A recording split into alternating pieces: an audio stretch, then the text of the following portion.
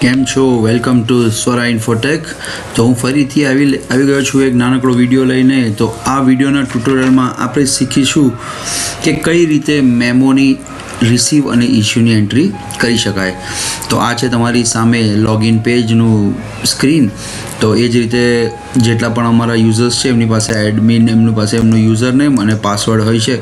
તો યુઝરનેમ અને પાસવર્ડ મારીને જેવું લોગિન કરશો, ફ્રન્ટ પેજ પર તમને ડેશબોર્ડ દેખાશે, જ્યાં અપડેટેડ આઉટસ્ટેન્ડિંગ ઇન્ફોર્મેશન તમને બધી મળી જશે, જે રેગ્યુલર યુઝ થતી હોય છે અને જરૂરત પડતી હોય છે. ઓકે, તો હવે આપણે જોઈએ જે ટૉપિક પર આજે આ વિડીયો પર ડિસ્કસ કરવાના છે એ છે મેમો ઇશ્યુ અને મેમો રિસીવ. આ છે એનો ઓપ્શન.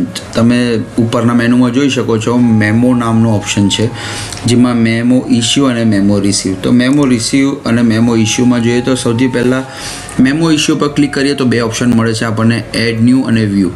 તો જેવું વ્યૂ પર ક્લિક કરશો એટલે તમને ડિટેલ્સ દેખાશે કે કયા મેમો ઇશ્યુ થયા છે. તો જેટલા પણ મેમો તમે ઇશ્યુ કર્યા હશે તેની ડિટેલ્સ તમને અહીંયા સટીક રીતે મળી જશે, બરાબર. અને ઘણી બધી ડિટેલ હોવાના કારણે તમે એમાં એક્સેલ્સનો પણ ફ્યુચર છે, તો એ એક્સેલ પણ તમે અહીંયાથી લઈ શકો છો. એની PDF ફોર્મેટ પણ લઈ શકો છો.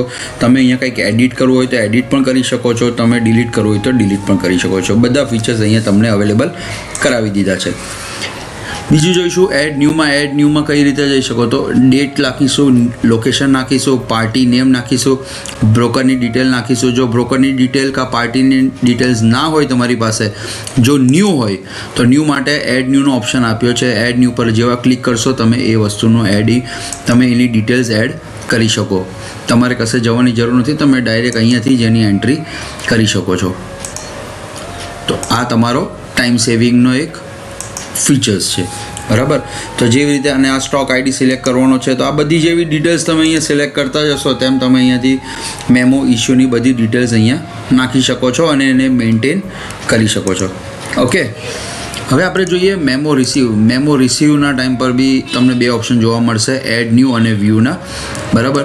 તો એડ ન્યૂનો પર ક્લિક કરશો તો સેમ રીતે તમને ડિટેલ્સમાં ડેટ આવશે, લોકેશન આવશે, પાર્ટીનું નામ આવશે, બ્રોકરનું નામ આવશે. હા, અને આ બ્રોકરમાં તમને એડ ન્યૂનો ઓપ્શન નથી આપ્યો. એનું કારણ એ છે કે મેમોમાં જ્યારે ઇશ્યુ થયો હોય, જે મેમો ઇશ્યુ કર્યો હોય એ જ રિસીવમાં દેખાશે તમને. તો એ કારણસર તમે અહીંયા એડ ન્યૂનો ઓપ્શન નથી દેખાતો, સમજી ગયા?